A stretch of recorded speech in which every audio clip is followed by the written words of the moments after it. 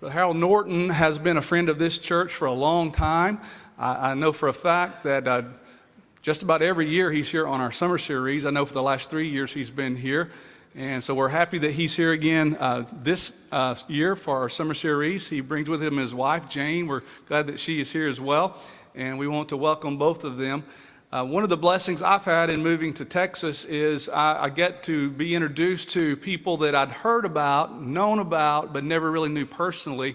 And so that's one of the blessings I've had, to be able to come here and to meet and get to know Brother Norton.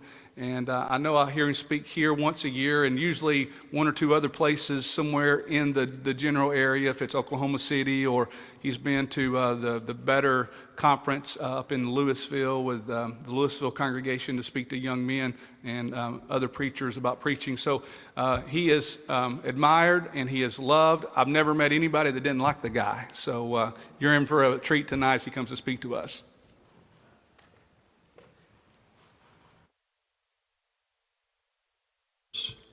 I need to introduce you to some people that don't like me. There are quite a few. Fortunately, just a few, I think, I hope. It's a pleasure to be here again this evening. I always look forward to this.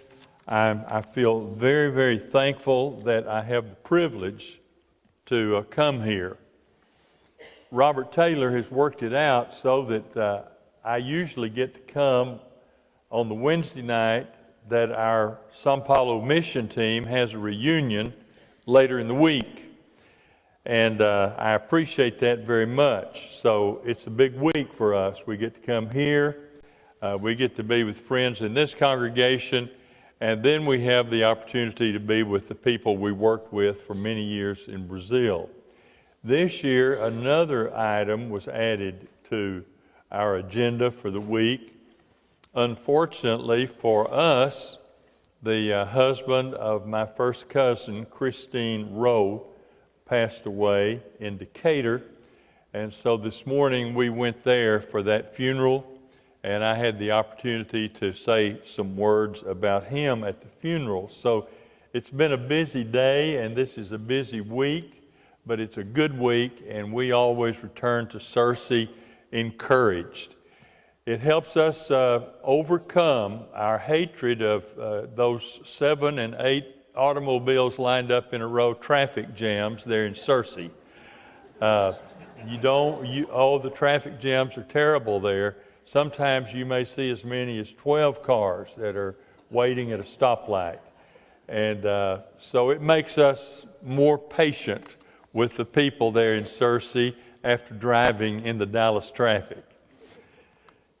Well, the theme of this year's summer series is In Sync with God, the 10 Commandments in a Modern Age.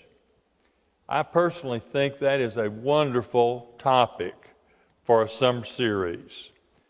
And I'm thankful that I get to talk about the 10th commandment. And my particular assignment is to talk about keeping your desires in check. Do not covet. Keeping your desires in check. Thou shalt not covet. That is a powerful command. And in my opinion, it is a command that we have not paid enough attention to. When I was a very young man, right out of Abilene Christian College, I was invited to move to Houston and work with the McGregor Park Church, and I was to be an associate minister for Brother C.E. McGoy. Many of you, I'm sure, have heard of Brother McGoy. Some of you knew him personally, but he was one of the greatest evangelists, in my opinion, of the 20th century. He was a soul winner, and his lessons moved people to give their lives to Christ. I got to know him very well. I was 22 years old when I moved there, and he was the older preacher that I had hoped I could work with before I had the responsibility of any congregation on my own. He loved young preachers, and he loved me, He loved Jane. Sister McGoy was a wonderful friend to Jane during those years that we were at McGregor Park. So I got to know a lot about him, and he shared with me one day that he had what he called sugar plum sermons. Now, a sugar plum sermon to Brother McGoy was a sermon that he knew produced results because he had preached it a lot of times as he went about holding meetings all over the country. And once in a while, he would tell me that next Sunday, he was going to preach a sugar plum sermon. Well, I guess I have had some sugar plum sermons. Honestly, I can't remember most of the sermons that I've preached, very much like my hearers. They don't remember my sermons too well either. But I don't remember all the sermons by any means that I've preached, but I do have some sermons that stand out in my mind as sermons that were effective, and if I had sugar plum sermons, they would fit into that category. And one of those sermons is a sermon I preached in the spring of 1957 when I was a graduating senior at Abilene Christian, and I was invited along with 2 or 3 other young men to preach at the college church, a kind of a going away sermon. And the sermon I preached on was the sermon that I simply entitled Covetousness. After I preached it, a man in the audience whom I knew by sight, but I didn't know his name, and I don't know his name today. But he came up to me and he said, "Howard, that was a really good sermon."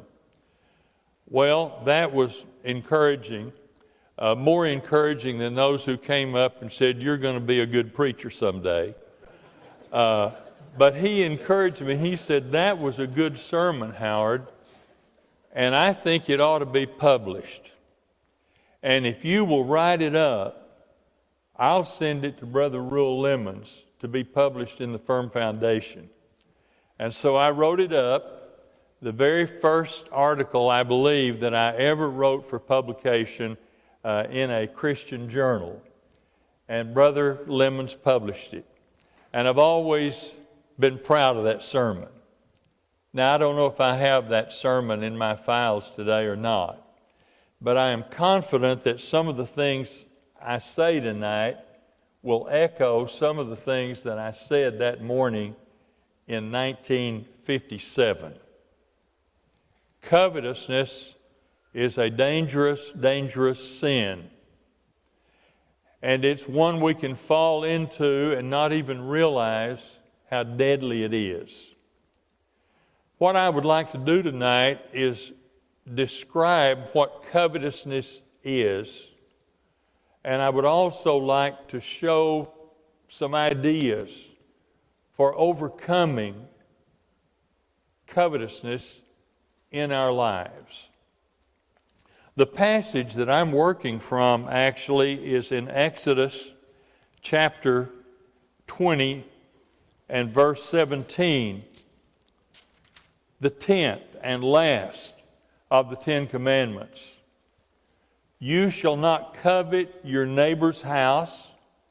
You shall not covet your neighbor's wife, or his male servant, or his female servant, or his ox, or his donkey, or anything that is your neighbor's."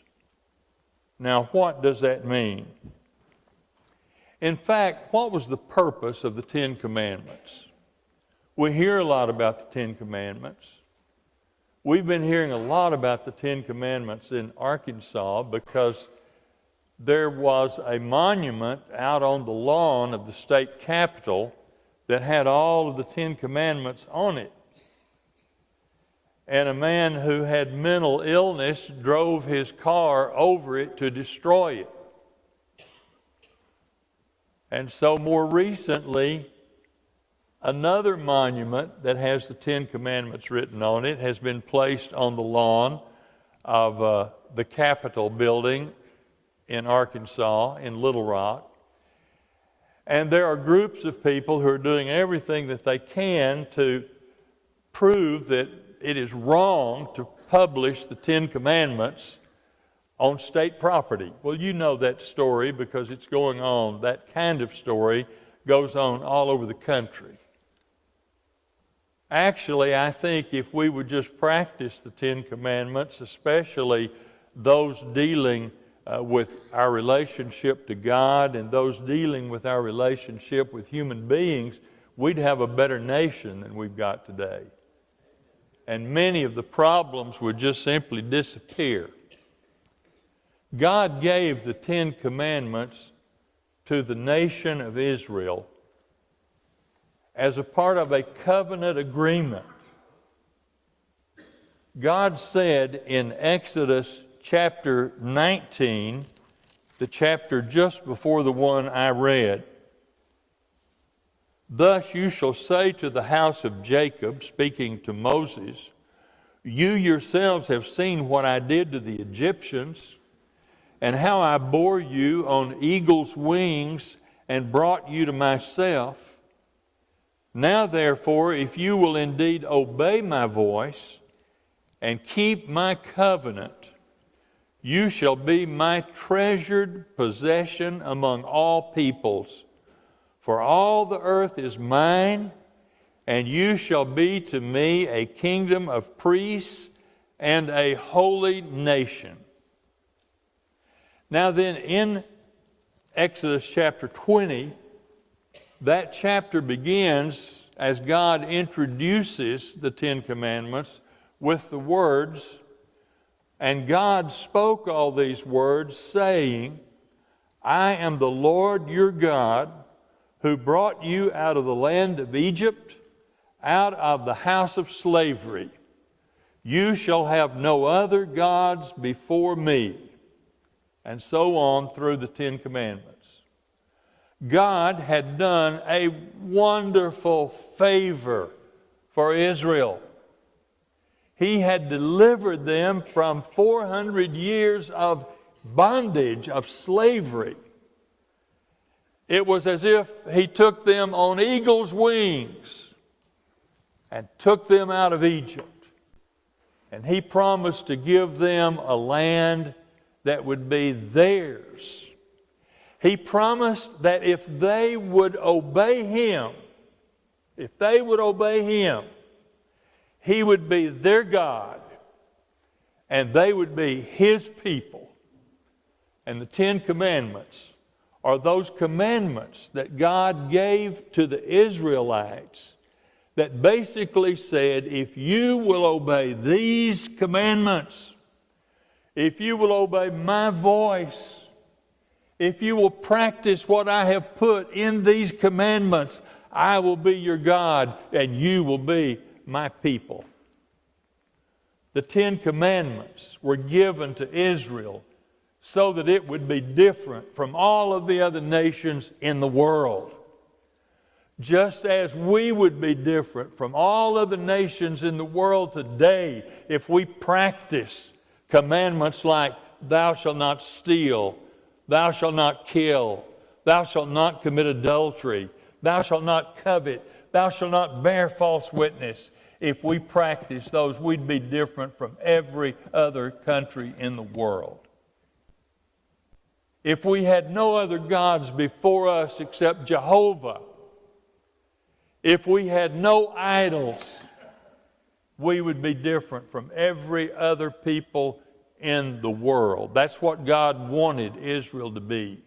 He wanted them to be different. He wanted them to be different in a way that drew attention to themselves and said, in effect, this is the way your Creator wants you to live. And if you'll live this way, you'll be happy. And He'll be your God. And you also can be His people. Now that word, thou shalt not covet, if you look up covetousness in the dictionary, you will find that that word is talking about the inordinate desire for things that are not ours. the inordinate desire to possess things, or maybe even people, or maybe power that we have no right to possess. Covetousness is greed. Covetousness is being unable ever to say, I have enough. Covetousness is always wanting more. I have my wife, I want yours. I have my house, I want yours. I have my ranch, I want yours. I have my retirement plan, I want yours. Greed. That's what covetousness is. And so there's the meaning of it. The inordinate desire to possess what I have no right to own. The inordinate desire to have what does not belong to me and belongs to someone else. There's a television program that you've probably watched. I've watched some, American Greed. And it is a sickening program because it just talks about the terrible consequences of people who cannot be happy with what they have. Paul went so far as to say in Colossians 3 verse 5 that covetousness is idolatry. And you know it is.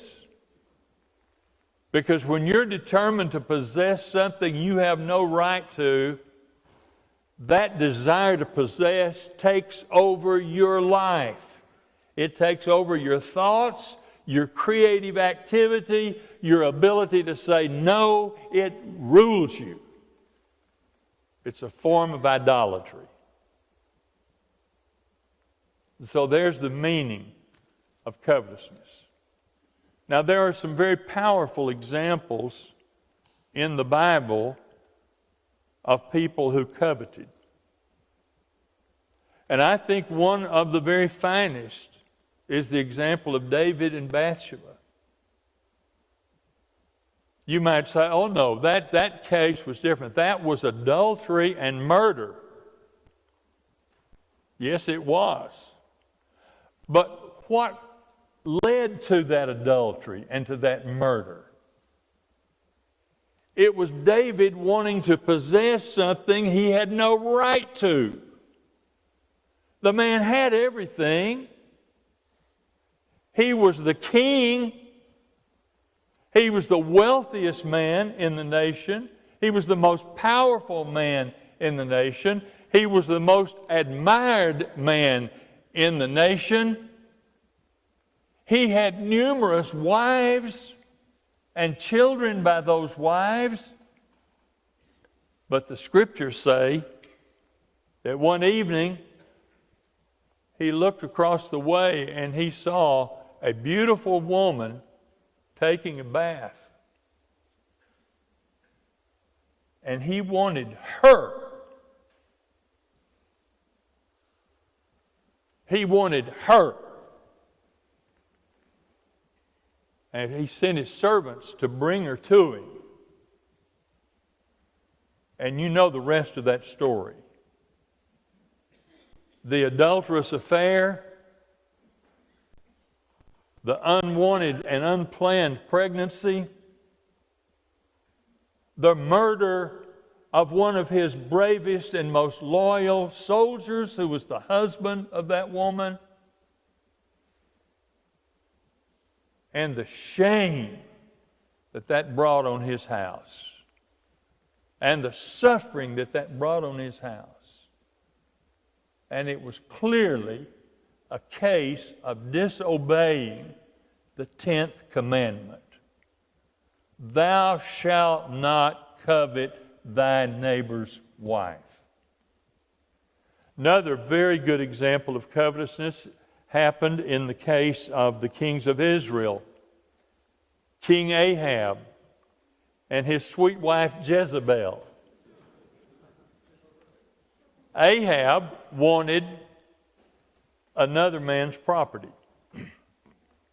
Now, you know, I can't blame, there's not anything wrong with my wanting to buy your automobile. If I like it, I could ask you if you'd be willing to sell it. That's not a sin. David wanted that piece of property because he wanted to plant a vegetable garden right there near where he lived. And Ahab, I meant to say Ahab, I hope I said that. And Ahab wanted that property. So he made an offer to his subject, Naboth, to buy that vineyard. Naboth said, I don't want to sell that. This property has been in my family for a long time. I don't want to sell it. Well, it just broke the heart of Ahab. He just became so depressed and sad. He was just like a little child that's been told no by his daddy, and he just goes to his bed and he pouts. And Jezebel comes in and said, what's wrong with you, Ahab? Come and eat. I'm not hungry. Well, why aren't you hungry? Well, I'm sad. Well, why are you sad? Well, I want that property that belongs to Naboth, and he won't sell it to me. She said, you're the king of Israel, and you can't get that piece of property? I'll get it for you.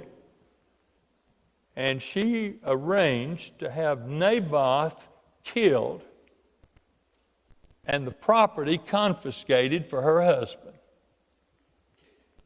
And she thought she had really done a great work. You might say, well, now that was a sin of thievery. That was a sin of murder. But how did it start? How did it start? The inordinate desire to possess that which doesn't belong to you. And you could think of other examples. You could think of the example of the rich fool in the book of Luke. You remember him? He had such crops coming in that he didn't have any place to put the stuff. And it didn't occur to him that he might help the poor or maybe sell that at a price the poor people could afford. That didn't occur to him. He said, what am I going to do? I've got all of this produce coming in, and I've got nowhere to put it. I know what I'll do. I'll build bigger barns, and I'll hoard more of it. That is covetousness. That is greed. And Paul says that is idolatry. Well, we can condemn it, but what do we do about it? I want to give you here, as I begin to land, I want to give you some ideas for dealing with covetousness. Number one, the key to overcoming covetousness is to love our neighbor as ourselves. If you'll turn in your Bibles to Romans chapter 13, in one of my favorite passages on living the Christian life in the book of Romans, beginning in verse 8, Paul says, owe no one anything except to love each other. For the one who loves another has fulfilled the law. For the commandments, you shall not commit adultery, you shall not murder, you shall not steal, you shall not covet, and any other commandment are summed up in this word: you shall love your neighbor as yourself. Love does no wrong to a neighbor. Therefore, love is the fulfilling of the law. if we really love our neighbor, those commandments may be helpful, but they're not absolutely necessary for us to be thinking about if we love people the way we love each other. Those commandments are there to convict us, but if we love people, we don't murder, we don't steal, we don't lie, and we don't covet what they possess.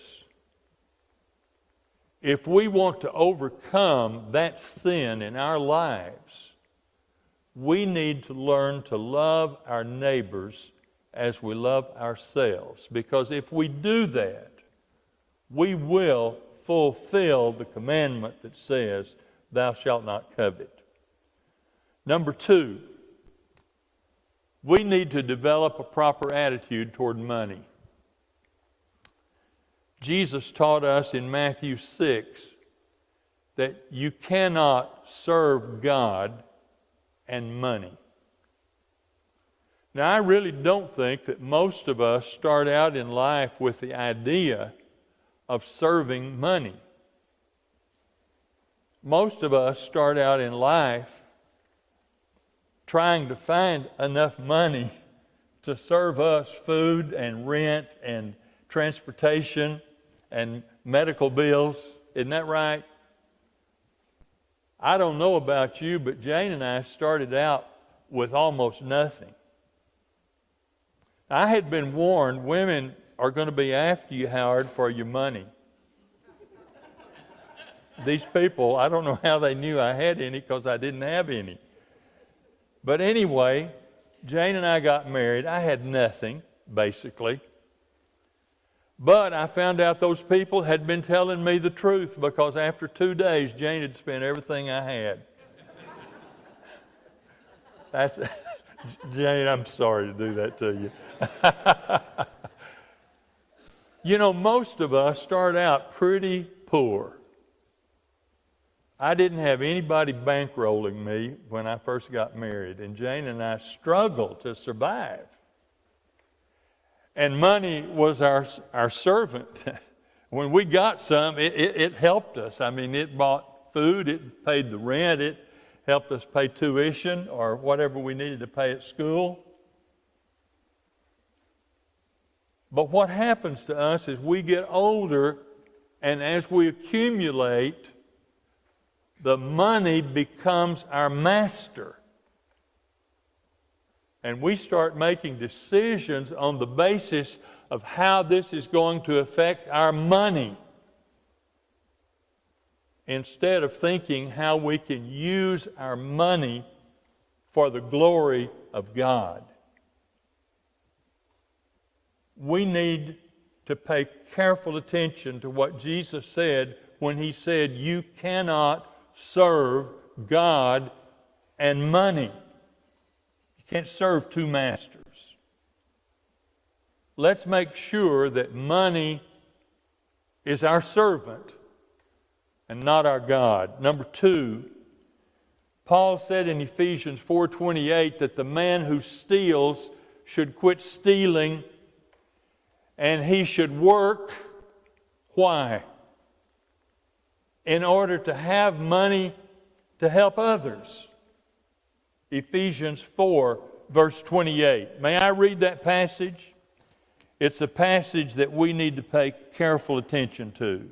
"Let the thief no longer steal, but rather let him labor, doing honest work with his own hands, so that he may have something to share with anyone in need."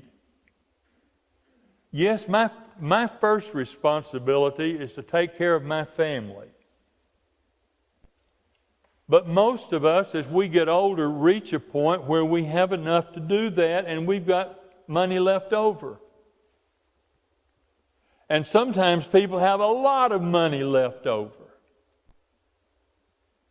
More money than they will ever spend. It's at that point we need to be very careful that we don't get our jollies out of seeing how much money we've got in the bank or how much money we've got in our investment portfolio. We are to work in order to help those who are in need. We need to be aware of the love of money. Paul says that the love of money, not money, but the love of money, is the root of all kinds of evil.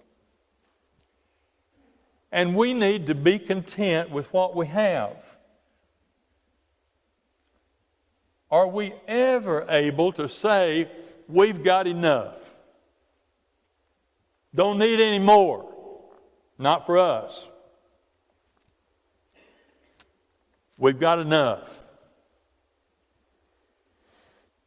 Be content with what you have. I learned a tremendous lesson a while back. I was asked to serve the communion at the college church in Searcy. And we have a lady in our congregation, and if she were here, she'd be happy to stand up and wave at everybody. She's very friendly, very outgoing. She's a small lady. She's not beautiful on the outside. She was born without any hands. She has no hands. And so she's just got stubs here.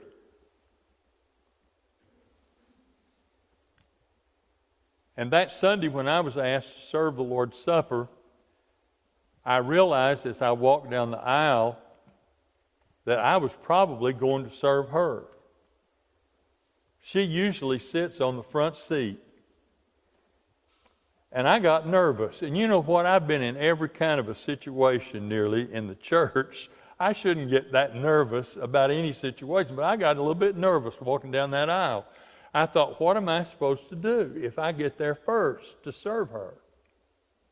So I come down here to the front. I've got the tray with the bread. And here she is sitting there with those stubs. And I said, Gabby, would you like me to help you? She said, no, I can do it. And she took those stubs and she was able to break a piece of bread and put that in her mouth. I was amazed. I go back to the back. I get the cup, the tray with the small cups, and I think, what am I going to do? So I'm walking down the aisle. I know not to ask her if she wants me to help her, but I thought to myself, she may have to have some help with this. I go down to the front. I just hold that tray out. She takes those stubs. She reaches into that tray with those little bitty cups. She picks out a cup and she drinks the fruit of the vine. I am amazed. And after the service is over, I go down to her and I said, Gabby, I said, I didn't quite know what to do about serving you. She said, listen, you don't need to worry about me. She said, I can take care of myself. She said, I can do it. She said, I don't miss any meals. You can tell I don't miss any meals. And she said, I don't miss very many crumbs that fall on the floor either. She said, I can pick them up. She said, I tell you what, you can put a dime on that floor there and I can pick up that dime. Well, weeks go by, and one day I'm in Walmart there in Searcy, and I'm looking for a cashier that won't take all day to check out. And I see Gabby. She's in one of the lines, and I think, should I speak to Gabby or should I not? At that point, she's on a little motorized vehicle, and I think, I better speak to her because if she sees me and I don't speak to her, she's going to be offended. So I spoke to her. When I walked up there to her, she was talking to a very attractive young lady who was in line in front of her. And here's what she was saying to that young lady. Listen, you need to take that job whether you like it or not. You need to have a job. You need to be working. Don't you worry about whether or not you like it or not. You just take that job if it's available. And I thought, this woman's got it figured out. And she told me that Sunday after I had passed her the Lord's Supper, she said, I want to tell you why I don't want anybody helping me. She said, I don't want to become dependent on other people.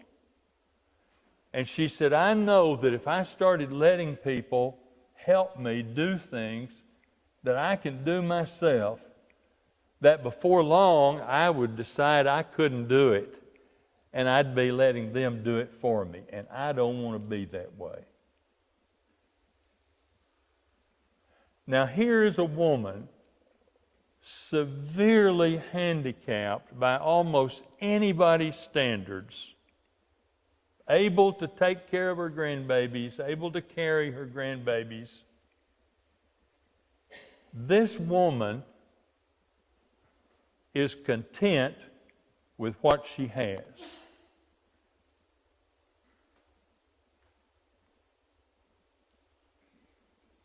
Wonder how content I could be with no hands.